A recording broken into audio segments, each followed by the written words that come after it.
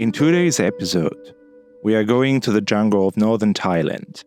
It is in the dense forests north of Chiang Mai that local people are preserving the antique tradition of fermented tea leaves called Miang. It is in this large area, encompassing northern Thailand, southern China, parts of Laos, and Burma, from which tea trees are native, that people first domesticated tea and used it as food. Miang is a legacy from these ancient times that has been passed down across generations and acquired a unique religious and social significance to the northern Thai people. This unique snack, similarly to lapet in Burma, goes back to the roots of tea, at a time when these leaves were not used to make a delicious drink, but eaten by people and were known for their health benefits. To better understand the secrets of Miang, I am accompanied by Dr. Chachai Kanonnuch, the director of the Research Center for Multidisciplinary Approaches to Miang in Chiang Mai University, one of the rare specialists of Miang in Thailand.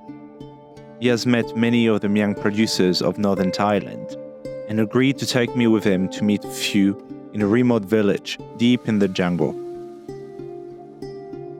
Welcome to this new journey into Thailand, where we will uncover the secrets of the endangered tradition of chewing fermented tea. เป็นห่อเป็นก้อนใส่ขิงใส่ขิงข้างในใส่น้ำตาลใส่เกลือใส่อย่างไม่กับทั่วดี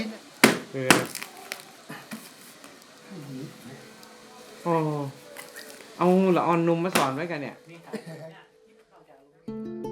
Miang is a northern dialect, and we call maybe the Lana people call Miang, that we used to call sometimes Miang mean the tree, the name of the tree, but normally it mean the fermented tea product produced by fermentation, traditional fermentation.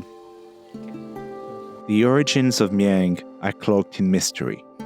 When asked about the ancient tea trees deep in the forests, local villagers often attribute their planting to their ancestors, spanning generations. While the precise beginnings of Miang remain unclear, researchers believe it may date back at least 700 years. They theorize that the traditional method of Miang production emerged from the blending of cultures and traditions among the ethnic groups of the former Lana kingdom. This kingdom, which existed from the 13th to the 18th century, was centered around present-day Chiang Mai and extended its influence over parts of what are now Myanmar, Laos, and China. Before the emergence of the Lana kingdom in the 13th century, a tea tradition already existed in northern Thailand among the native Austroasiatic tribes such as the Khmer, Lua, and Martine.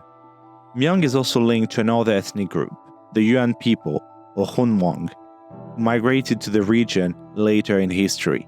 These Thai people arrived from the 11th century from southern China and northern Vietnam, displacing the local Austroasiatic populations, and likely played a significant role in Miang's development. Historical literature indicates that in their original homeland, hill tribes produced a type of sour, fermented oolong tea, suggesting a long-standing tradition of tea fermentation. It is most likely from the blending of these various traditions that Miang emerged. Traditionally, the leaves were chewed for energy and as a palate cleanser after meals, due to their caffeine content being 2 to 3 times stronger than coffee. Miang is also traditionally associated with smoking, the two being inseparable among the older generation. If you smoke, you have to have Miang, and if you eat Miang, you have to smoke, because the scent of cigarettes pairs well with the sourness of Miang. They are then chewed or sucked on for an hour or more. Once the flavor and moisture are exhausted, Miang is swallowed, or more typically, spat out. They are often seasoned with salt and sometimes also peanuts, coconut, or ginger. We can use Miang as a snack, similar to when you have tea or coffee after meal or something, and it can make you feel refreshing after work or after eating. So the elder person is the main, the young It's not popular for the young right now. Over the centuries, Miang has become a significant part of the Lanna people's economy and culture, and remained an integral part of the region's cultural heritage. Beyond its taste, its social importance among the people of Northern Thailand is little known outside of the local communities. So long times ago, Miang is played an important role in socio-economic of the Lanna people. That they said, we can say that if you have Miang in your hand, you can get money. And this is a traditional lifestyle of the Northern people. No need to have the rice field, but you have the tea garden, and you can produce Miang, and took Miang to get or exchange to rice with the lowland people. So some people in Miang village, they call Miang as the golden tree, that you can make money from this. Miang also played an essential role in Northern Thai's people religious traditions and rituals, like funerals or worship rituals. It is often related to animistic beliefs in spirits and local gods that predate Buddhism and slowly merge with it across centuries into a folk religion all over Southeast Asia. This folk religion is particularly visible in the existence of spirit houses that you can find everywhere across the region. It is common for people to offer Miang to spirits and deities as part of their prayers and rituals. This practice stems from the belief that offering food, including fermented tea, can appease spirits and bring good fortune, health, and protection to the community. We believe that God or spirit or something, they want to eat something similar to human. So normally when we eat something, you need God and spirit can able to eat something the same as you or something. So why we use Miang in many ceremonies to give the spirit, people of God, thanks or something.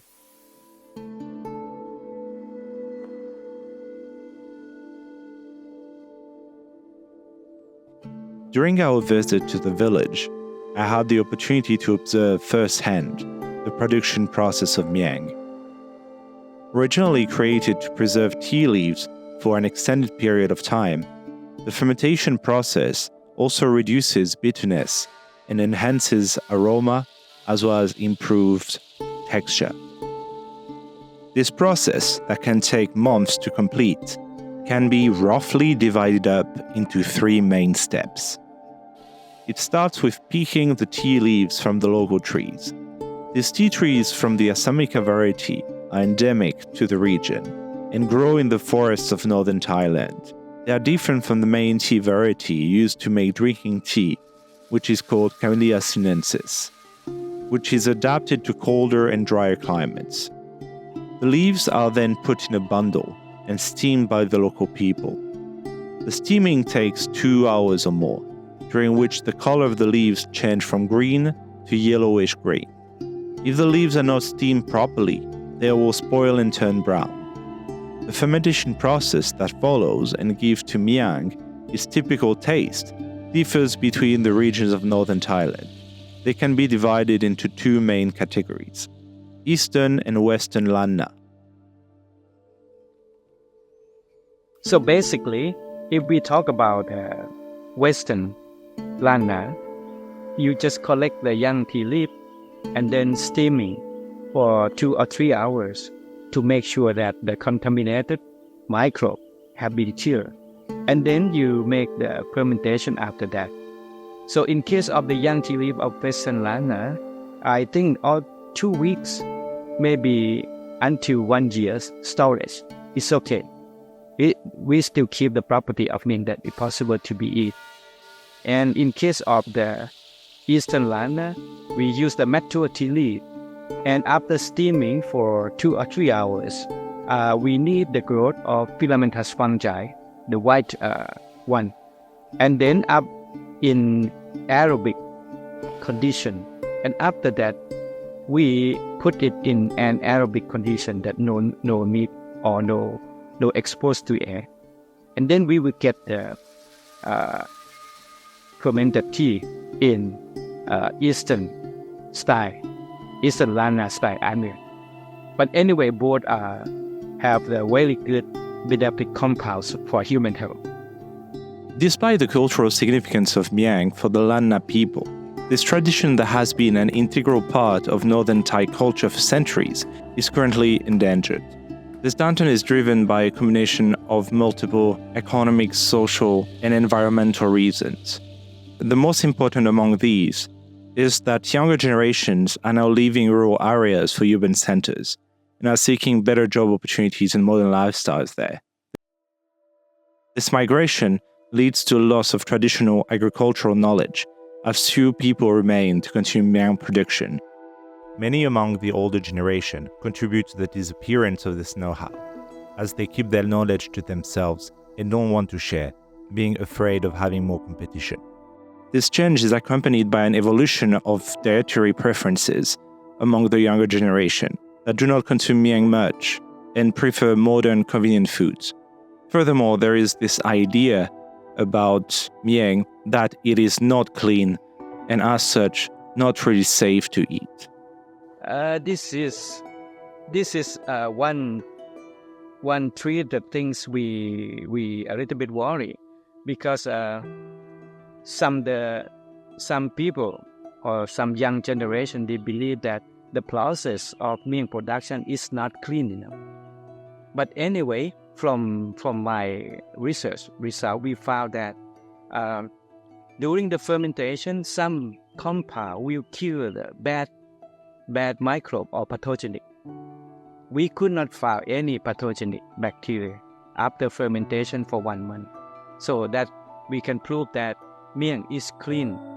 But sometimes we found some bad or pathogenic bacteria in Miang sample in Miang collected from the fresh market, that it came from environment, not from the production process. So, by personally, I can confirm that after you fermented for 1 month, the pathogenic bacteria will be killed and disappear from this kind of fermented product. It's safe for health.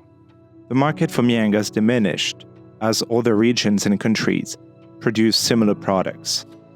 Competition from other tea alternatives, which tend to be easier to produce, plays an important role in the decline of Miang as a tradition. The local wisdom or how to make Miang is not so easy for the new generation. So the most easiest way for them is just collect the shoot and make the normal tea, Chinese tea or something.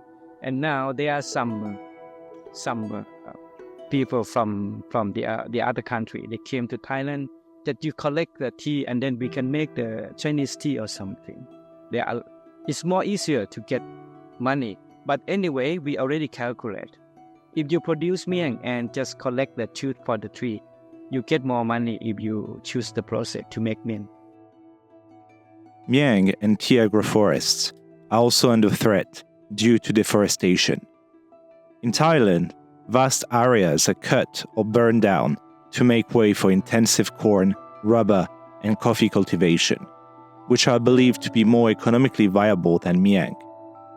Because of this, wild tea trees, some almost 1,000 years old, and centuries-old tea gardens are under threat.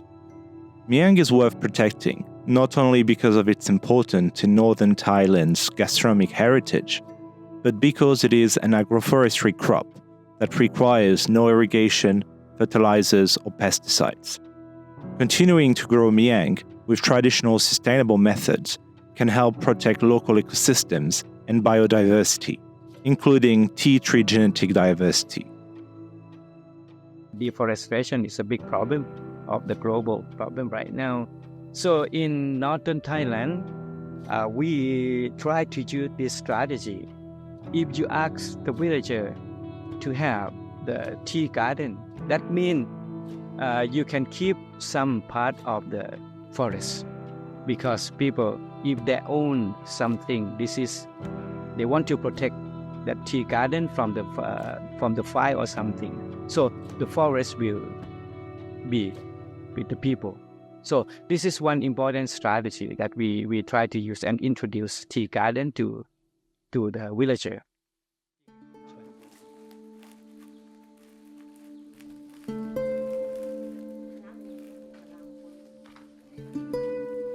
As the tradition of chewing Miang leaves is fading, especially among the younger generation, various people and institutions are working to find sustainable ways to preserve this unique product. Dr. Chachai believes that this has to go through the development of new added value applications and products derived from Miang that could contribute to the local economy. Instead of trying to get the modern generation to consume Miang as their ancestors did, it is better to find innovative ways to entice them. This is why Dr. Chachai and his team are working to develop new products from Miang, such as drinks, bakery goods, and beauty products. One venue that looks particularly promising lies in the pharmaceutical potential of many active pharmaceutical ingredients found in Miang. Indeed, recent research into the compounds in Miang has revealed many surprising health benefits and applications in fields such as skincare, cancer, and diabetes treatments. It is believed that local communities will easily be able to utilize these properties to create new revenue streams. From our study and conclusion right now, we know that Miang have the anti-diabetes property. If you got sick with diabetes, if you eat Miang, you become better. And the other thing is Miang contains some antimicrobial compounds. It can keep your teeth clean, can kill the bad microbe. And then when you got injured and you put some extract of Miang, you can protect some abscess and can treat your heel or wound or something like that. The most important in our research right now, we found that the extract from Miang can show the preventive effect, we call prevention effect for the colon cancer. That means if you got the inflammatory on your cell, colon cell, and if you treat with the Miang extract, you can recover the cell. So we expect that in the future, maybe we can use Miang extract of some compound as the for recovery process of the sickness, colon cell or something. We can expect for the anti-cancer, anti-colon cancer, but we need more the result of the experiment to confirm that. As we conclude our journey through the hills of Northern Thailand, the story of Miang offers a poignant reflection of the intersection of tradition and modernity. This unique fermented tea leaf, once a staple of local culture, faces an uncertain future amid economic changes, urban migration, and shifting lifestyles. Yet, hope remains as communities, cultural preservationists, and local governments rally to safeguard this heritage. In preserving Miang, they are not only protecting a unique culinary tradition, but also reaffirming their commitment to cultural diversity and resilience. By embracing innovative solutions while honoring time-honored practices, there is a path forward to ensure that Miang continues to be a vibrant part of Northern Thailand's identity.